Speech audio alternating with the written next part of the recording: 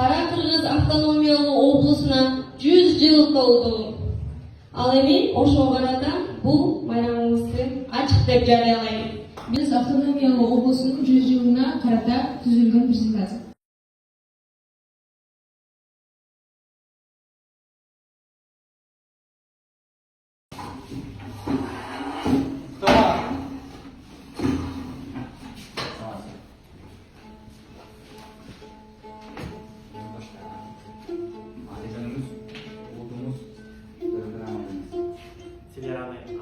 Айрым аймактарда ачарчылык башталганда таң запысын таркатып жибердиңиз.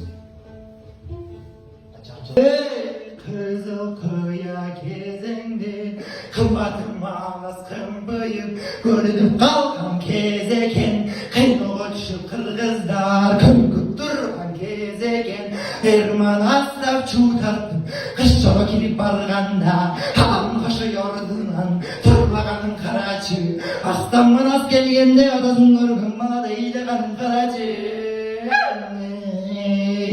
Кара-Кыргыз автономиялуу облусунун түзүлгөнүнө 100 жыл толду. Жусуп Абдрахманов 1901 жылы Ысык-Көл облусунун Чиркей айылында Манаптын үй бүлөсүндө туулган.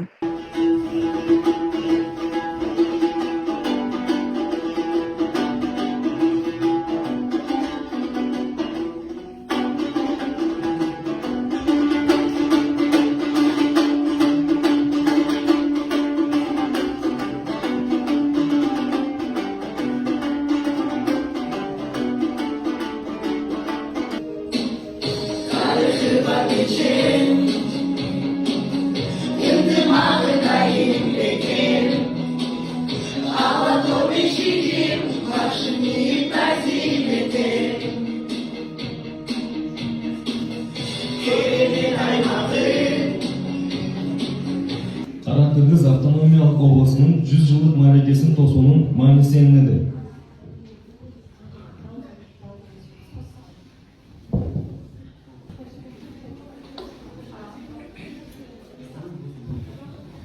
Кыргыз автономиялык республикасынын 100 жылдык мааракесин тосуунун мааниси, мен ойлойм, бул кыргыз эли ушунчалык мамлекет кыргыз эли гана эмес, Казакстанга дагы болочокто чоң жардам берген. Кыргыз автоном облусунун ревкомунун төрагасы ким болгон? Кара-Кыргыз автономиялык облусу 1924 жылы бул суроо башталган. Анан ошондо биз Түркүстан округунда, Түркүстан аймагында жашаганбыз кыргыздар. Анан биринчилерден болуп Түркмения, Өзбекстан, анан казактар Кара-Кыргыз автономия облусу болуп кеткен. Анан биз 1926 жылы Сталинге кат менен кайрылган Абдыкадыр Сыдыков, Жусуп Абдрахманов, Ишеналы Арабаев деген аталарыбыз алар кат жазган, что биз деле ошол элдердей болгон улутпуз, биз кыргыз деген улут, биз даана биз болобуз, ошондуктан биз дагы автономияны суранабыз дегенде анан биринчи жолу Сталин отказ берген.